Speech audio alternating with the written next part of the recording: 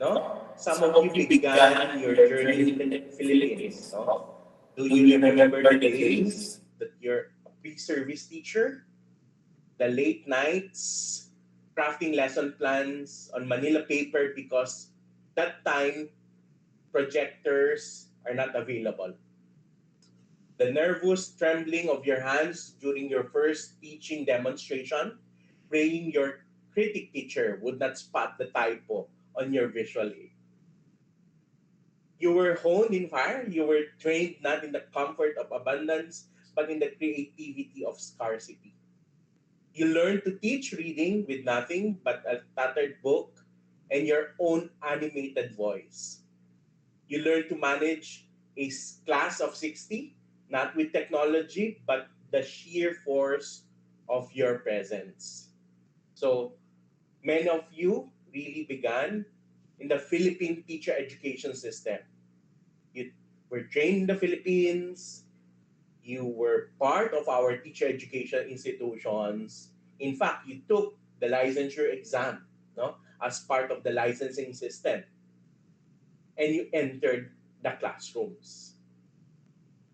But I know that while your bodies are outside of the country right now, your heart remains in the country. I feel that when you read the news about our education system, you worry because you keep on asking yourselves, what is happening to the schools I left behind? What will happen to the children who will grow up to be my colleagues? So I am here today representing our council, the Teacher Education Council. We will have an honest conversation. I am here to tell you that the Philippines is no longer just dreaming of quality education. We are working and pushing for education reforms right now. We are moving with purpose, breaking old barriers, and constructing an education system not will that will not just welcome you home, but it's a one that you will be proud of to call your own. Currently, the Philippine teacher education system continues to face the same challenges. So we have misalignment between preparation and practice, and you know that the system is not really perfect. There is also the experience that uneven capacity of our teacher education institutions to deliver quality teacher education. Huh? Alam din po natin na sa ating mga reports, in the numerous studies, in the reports given to us by EDCOM 2, there is this teacher specialization mismatch. And then part of the messages and remarks a while ago is that there is this kind of career progression because previously we experienced limited systemic support for teacher career progression. Ito po yung ilang mga suliranin sa ating pong edukasyong pangguro na sinisikap po nating tugunan ngayon. At malaki po ang ating pagtitiwala na ito po ang panahon ng reforma, nandito po ang isang bagong ahensya na pinatibay na po at pinatatag to make sure that we will take care of our Filipino teachers. Next slide. I would like to introduce to you our government agency. Again, this is the Teacher Education Council. TEC is actually established in 1994. Marami po sa inyo nakabasa o narinig ang first EDCOM report. It was the first Congressional Commission on Education, and part of the results of the first EDCOM is to establish an agency, an office, to make sure that we will focus on teacher education and teacher development. That's why during the time in the 90s, there is this Teacher Education Council. No? Part of the recommendations of EDCOM 1 is to give focus and support to teacher education. However, 30 years after assessment, hindi po ganon katibay, hindi po ganon katatag, hindi po ganon yung ngipin na binibigay ng batas para po magbigay ng suporta sa ating mga guro. Through the Republic Act 11713, or the Excellence in Teacher Education Act. It's the law that strengthened the Teacher Education Council. That's why dahil po pinatibay, naniniwala po tayo na ito po ngayon ang mabisang paraan para po mas maging mabisa yung polisiya, programa at proyekto na magbibigay suporta sa ating mga guro. So it was enacted in 2022 and today, as we speak, as part of the General Appropriations Act enacted by Congress and approved by the President, PEC now is an attached agency to the Department of Education. So malinaw po ang ating batas, nasa RA 11713 at sa mga plano at polisiya ng gobyerno na dapat po mayroong ahensyang tumututok sa teacher education dahil ang paniwala po natin kakabit ng kalidad ng edukasyon is to make sure that our teacher education programs and all of our initiatives in terms of teacher education are okay and at par with education or international standards. Next slide. This is the council. Sa ilalim po ng ating batas, we have our ex officio members. And I would like to enumerate our ex officio members. Under the law, the chairperson of the Teacher Education Council is the sitting DepEd secretary. So in the person of Honorable Sani Angara, he acts as the ex officio chairperson of the Teacher Education Council. The vice chairperson is the Commission on Higher Education chairperson. So we have Chair Shirley Agrupis as the vice chair of the council. Dahil po may konsehong bumubuo, nakita po natin ng DepEd, nakita po natin ng CHED, meron po itong mga ex officio members composed of the heads of the agencies of TESDA, the Technical Education Skills Development Authority, the National Commission for the Culture and the Arts, and the Professional Regulations Commission. So TESDA DG, Secretary Kiko Benitez sits as the member together with NCCA Chair and Executive Director Eric Zerudo and PRC Chair Charito Zamora. So makikita nyo po no, that there is this kind of collaboration among Philippine government agencies heading and leading the entire council. And then we have 4 regular members. Currently, meron pong 3. We have 3 appointments from Malacanang appointing the regular members for the council representing the Council of Deans, the leaders of teacher education, private basic education institutions, and our school leaders. So we have Dr. Rosemary Villena Diaz, Father Onofre Jun Inocencio, and Dr. Maricris Asido Muega sitting as the regular members. And we're still waiting for one more regular member for the public basic education. So next slide. Ito po ang TEC Secretariat. So ang kaibahan po ng council at ang secretariat takes care of the day-to-day operations of the TEC. So we're headed by an Executive Director 5 with the rank of Undersecretary in the person of Dr. Jenny V. Hobson. Yours truly as the Deputy Executive Director 3. And we have currently 2 directors heading the Student Incentive Support Office, that's the CISO, the in charge of our Teacher Education Scholarship Program, the person of Director Adrian Lawrence Carvajal. And for the Finance and Administration Office, we have Director Gretel T. Ledesma. Next slide is actually the encapsulation, no? The thematic areas where TEC comes in. Pursuant to RA 11713, TEC is expected to do policy development in teacher education. So we craft the policies and at the same time the necessary standards. But again, the regulatory function among the TEIs remains with CHED.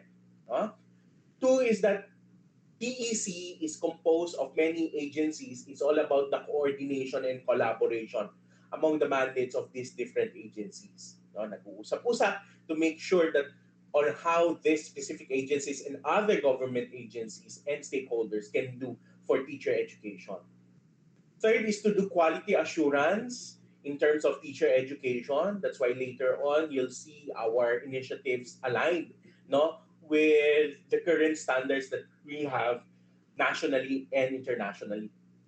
And fourth is the research and innovation for teacher quality, because we believe that policy should be grounded and at the same time data driven. So all of these are part of the usual day-to-day functions and the mandate of the Teacher Education Council. So gusto po namin pakilala sa atin pong mga kasamahan dito at mga kasamang guro that there is this vision, the collective vision, the shared destiny to make sure teacher education is working, not only in the Philippines but also for the rest of the world.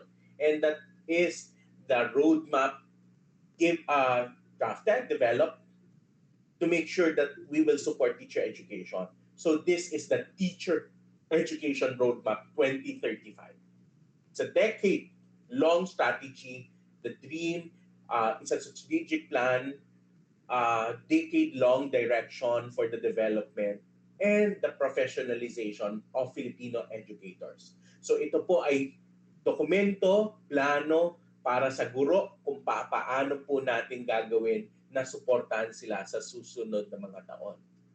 So we have the vision of providing or seeing quality Filipino educators, not just competent but also ethical, inclusive, resilient, and committed to their own growth and to developing locally and globally responsible, productive learners.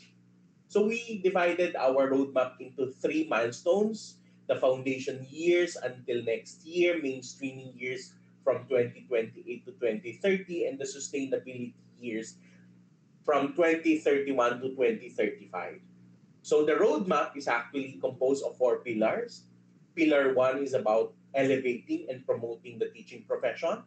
Pillar two is about strengthening educator preparation. Pillar three is about investing in service development, career progression, and recognition. And pillar four is about broadening impact of teacher education. Makikita po natin under these pillars are the different strategic objectives. And I would like to point out that in this gathering, we see the potential of broadening impact. And part of Pillar 4 is to advance the internationalization of teacher education through globally enriched curricula, cross-border partnerships, and educator mobility initiatives.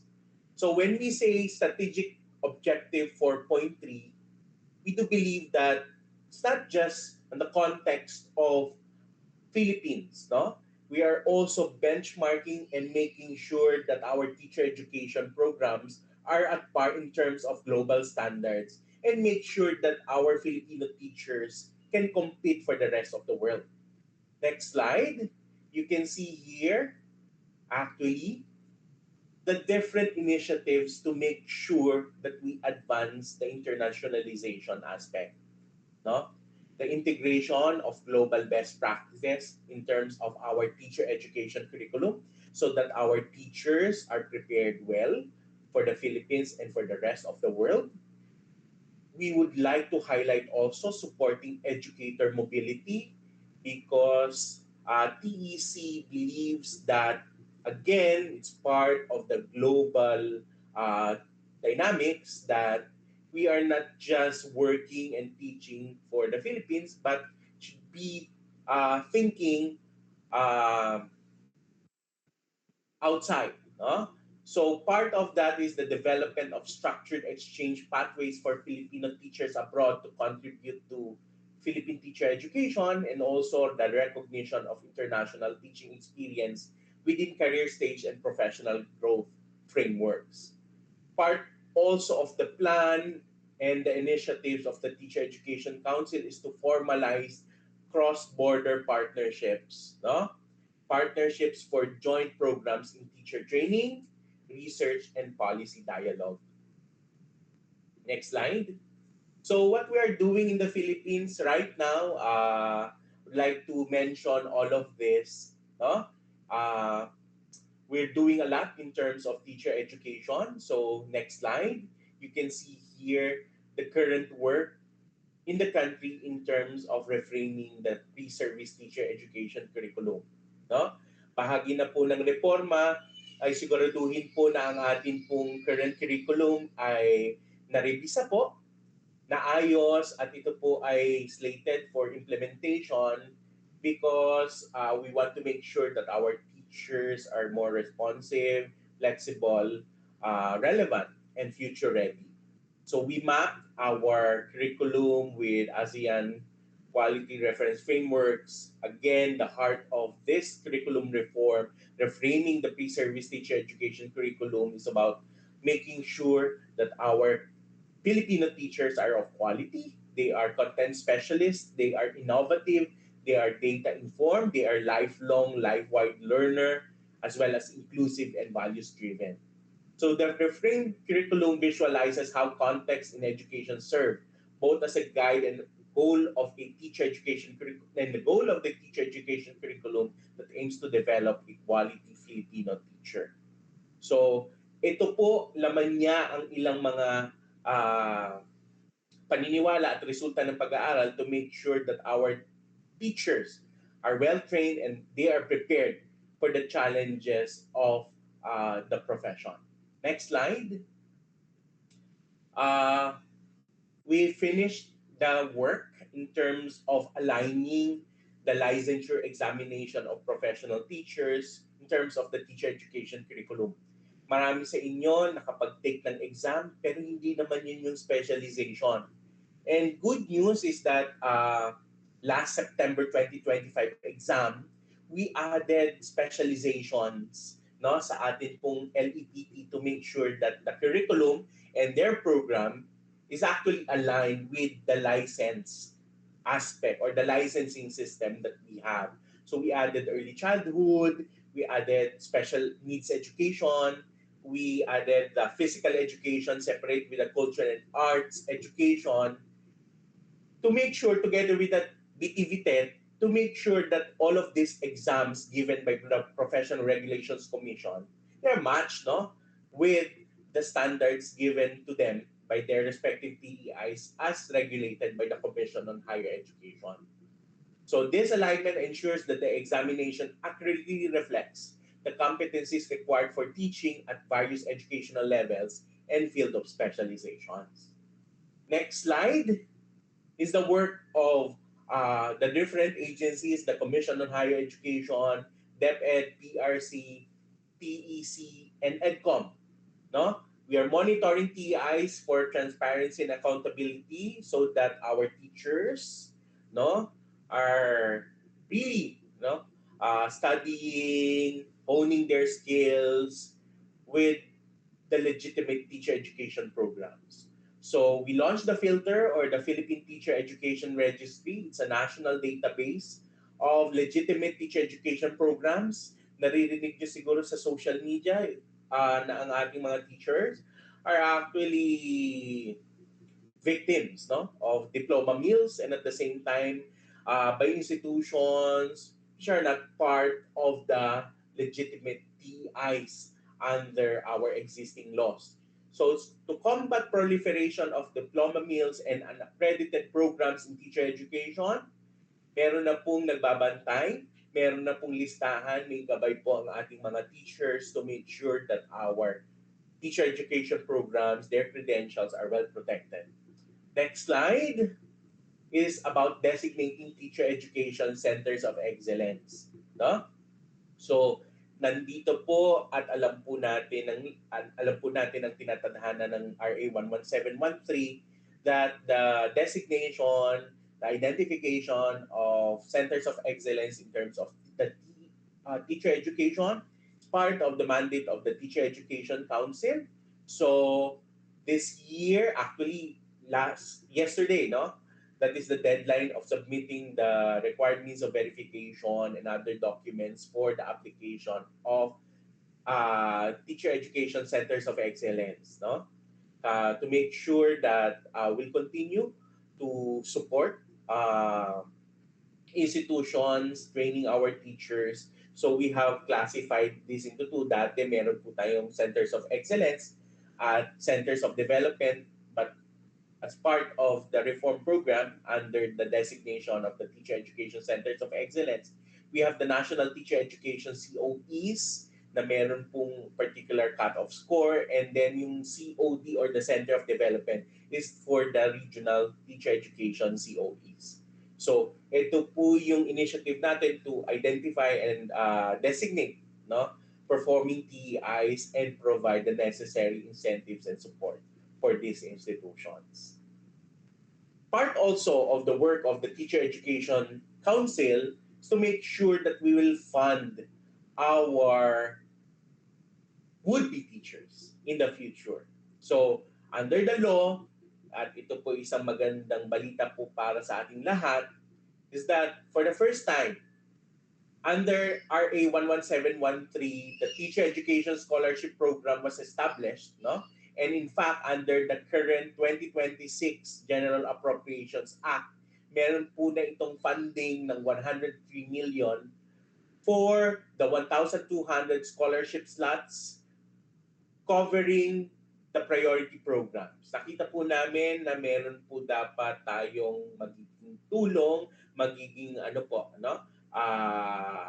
pagtingin, pagpaplano para sa special needs education, specialization together with GMRC and values education and early childhood education, because per data, dito po tayo nagkukulang. At hindi lamang po siya bastang scholarship program, no? Part of the Teacher Education Scholarship Program is to also fund for their day-to-day needs. Alam po natin na hindi po tuition ang talagang hirap para makapagtapos ng pag-aaral, kundi yung pang-araw-araw na gastos. So bahagi po ng Teacher Education Scholarship Program ay ibigay po yung karampatang suporta sa mga estudyanteng masasabi natin best and the brightest so that they can enter the teaching profession. And at the same time, they'll be able to at least fund their needs to support their education to become teachers.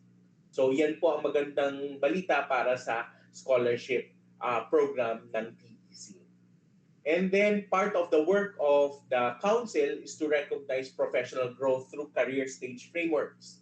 So we're going to pilot the affirmation system because, again, the opportunity for our teachers are actually to make sure that they can really enter the different career stages and at the same time support their career progression. So this career stage affirmation system is a comprehensive, standards-based, and competency-driven system that supports the professional growth of our teachers and also our school leaders across a continuum of career stages.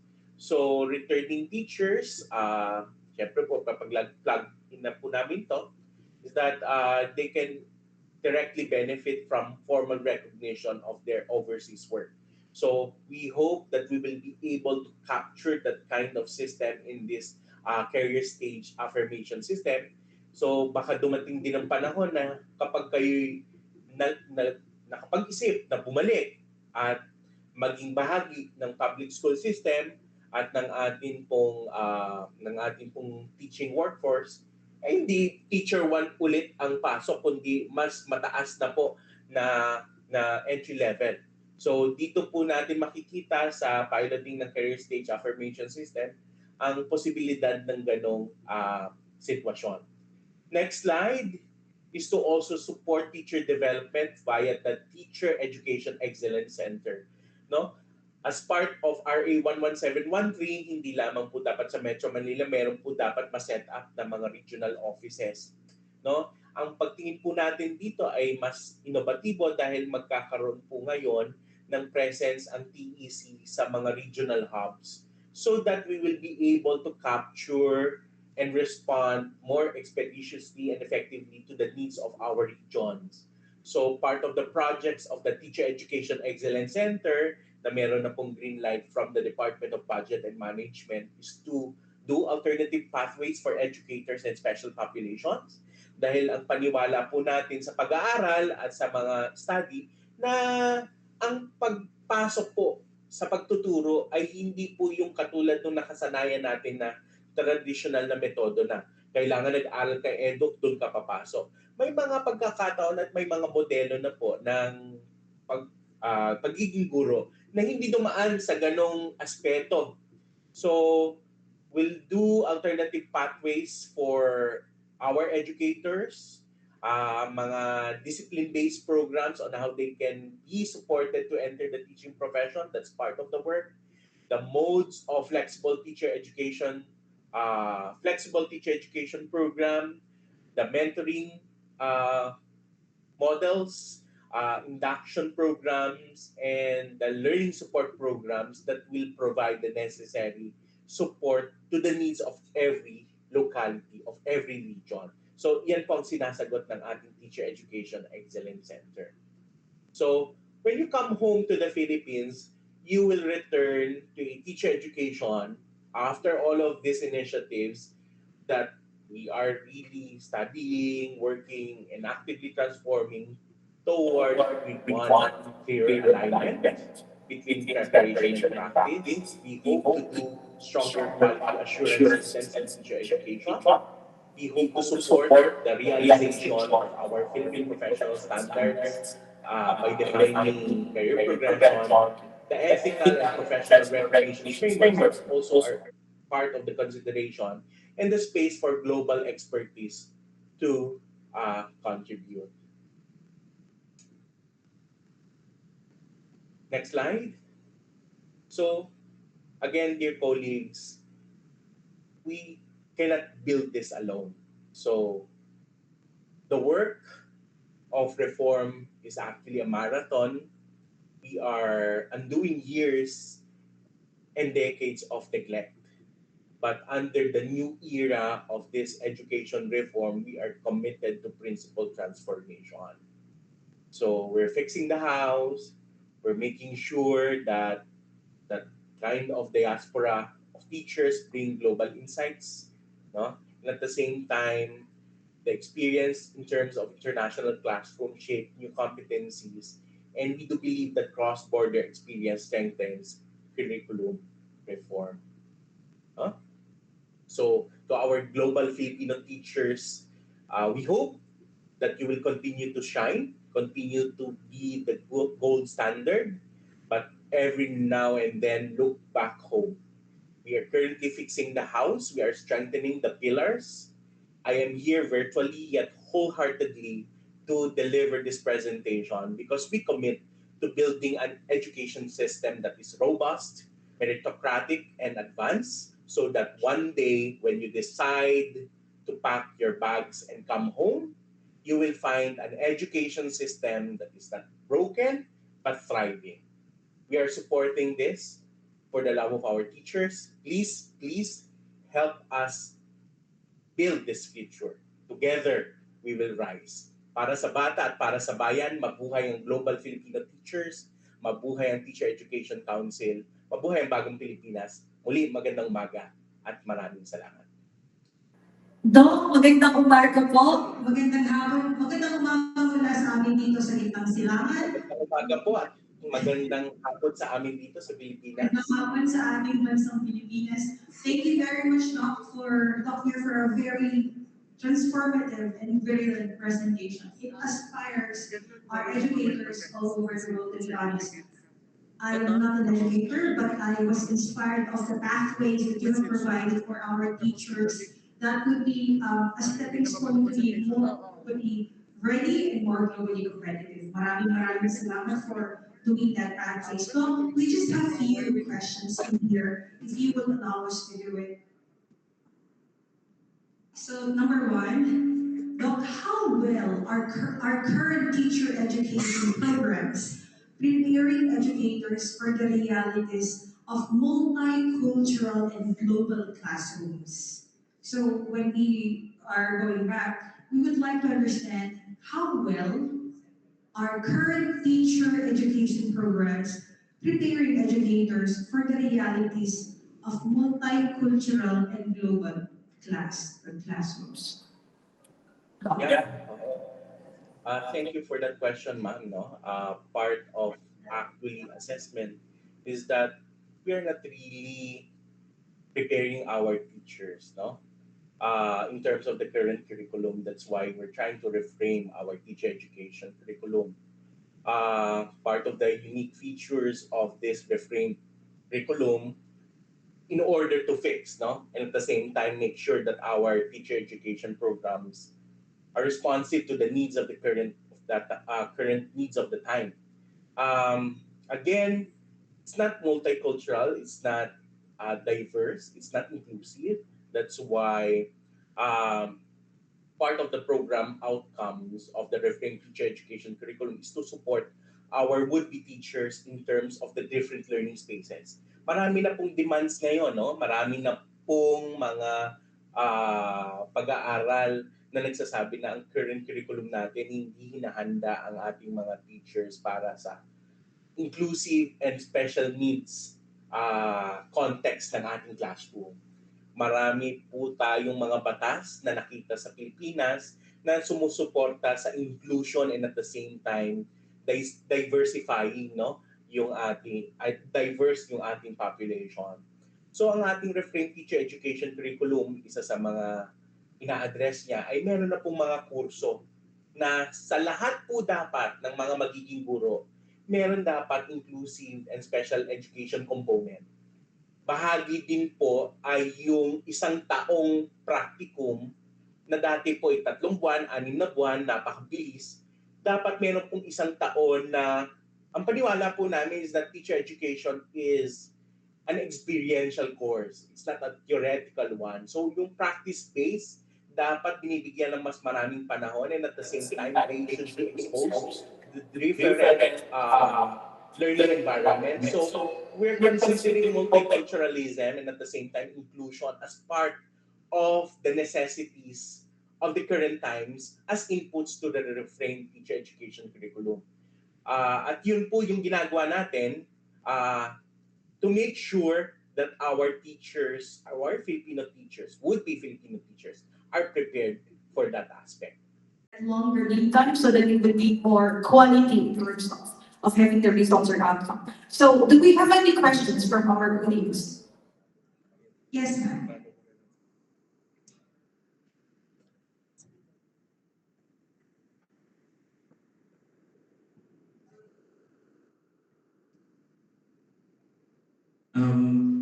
Doc Ergin Navarro po from National Organization of Professional Teachers Incorporated dito sa UAE. So, kaka-mention ni Sir ni Ambassador kanina, we are the organization who do reviews for upcoming teachers who will be taking the NET exam.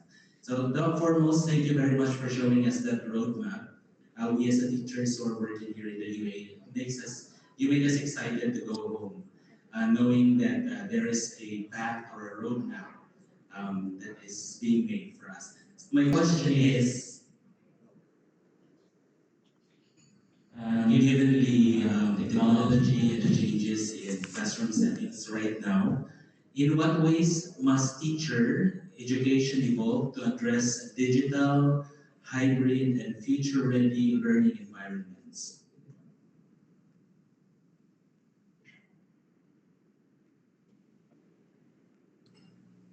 Can you repeat again the question? In what ways Changes in investments? in what ways must teacher education evolve to address digital, hybrid, and future-ready learning environments? Yeah. Oo. Part of actually considerations of our current initiatives in the TEC and at the same time our current work in terms of the reframed teacher education curriculum is that we must also consider, no, the needs of our teachers. So we're trying to equip and train or upskill and reskill our teachers to be at the same time IT enabled.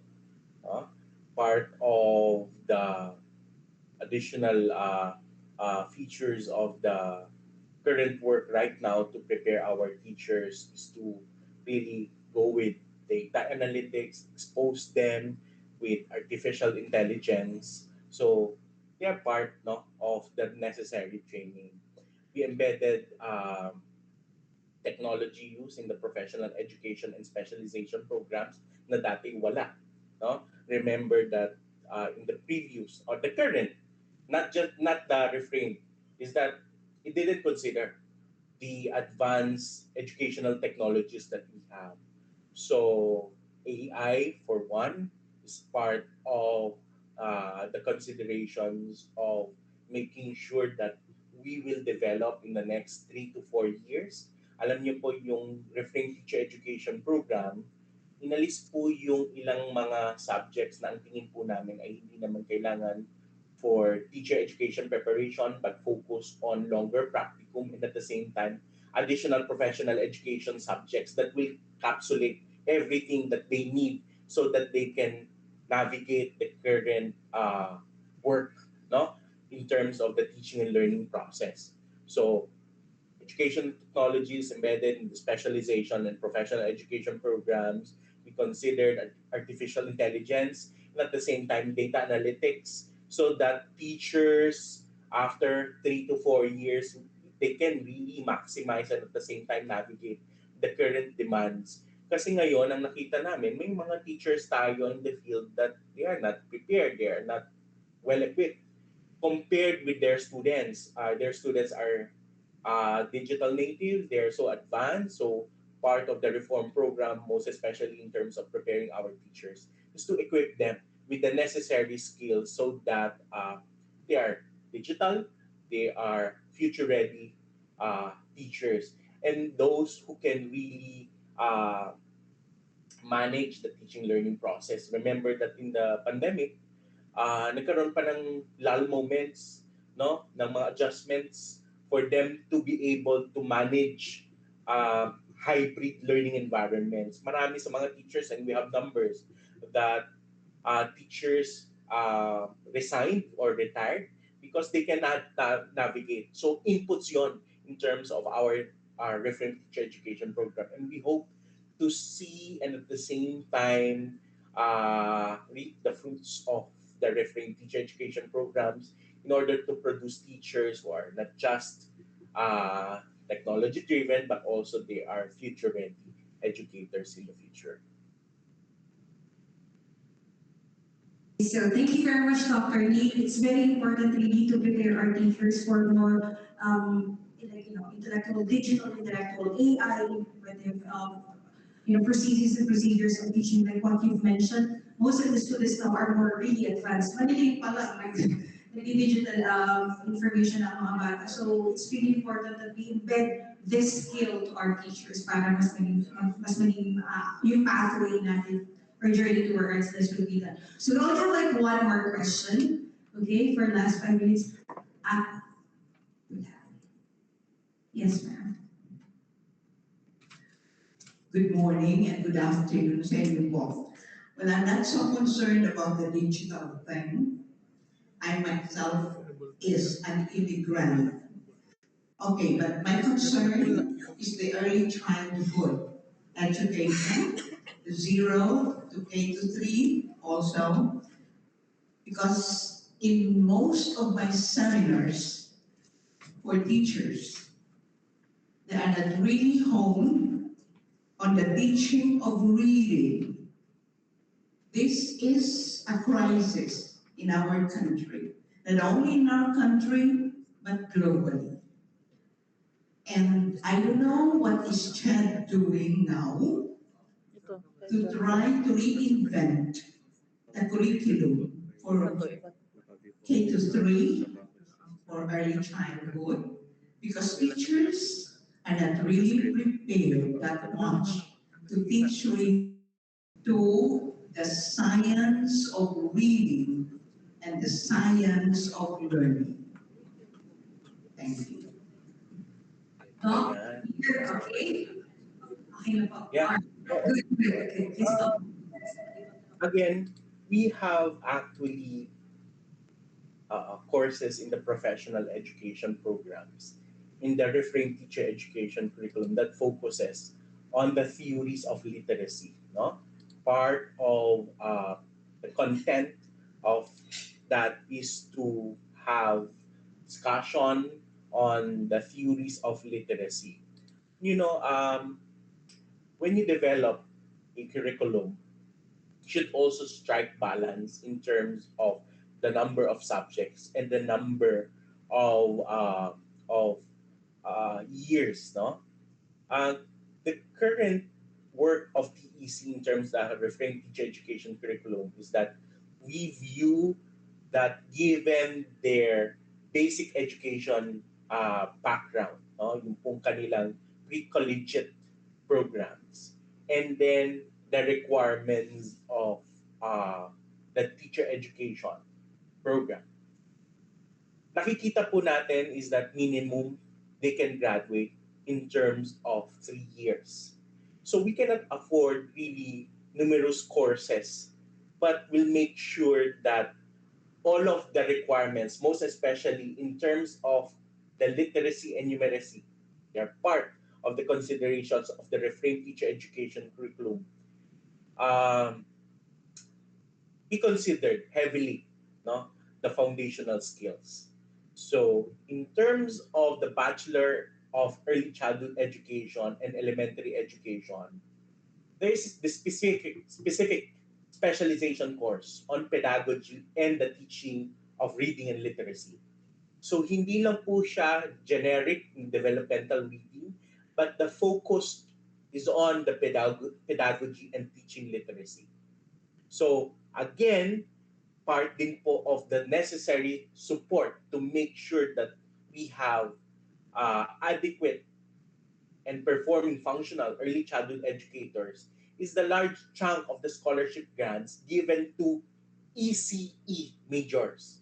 So the TESP is actually focused on uh, three specialization programs, the GMRC, the special needs, and early childhood education.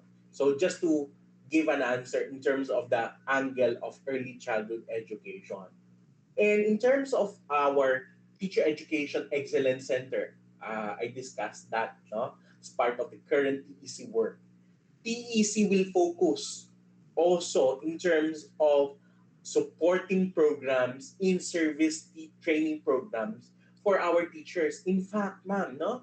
In fact, the current curriculum of teacher education, hindi pa po yung refrain, the current curriculum, it really lacks, no, the necessary support for reading, no?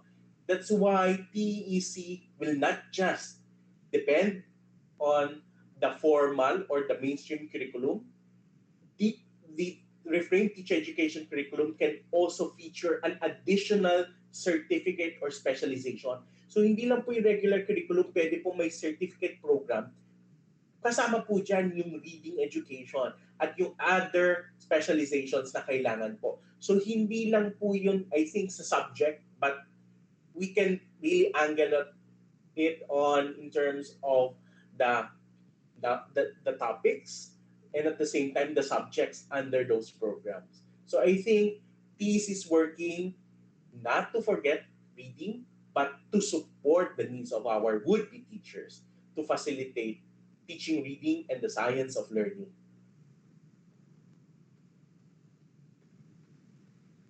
All right, so if we still have other questions, we can write it down, you can give it to us, and then the FIPA will be able to put it together and send it to our speakers so they can get back to us after some time of the reading of those questions, okay? Thank you, Doc. Well, please, let's give him a round of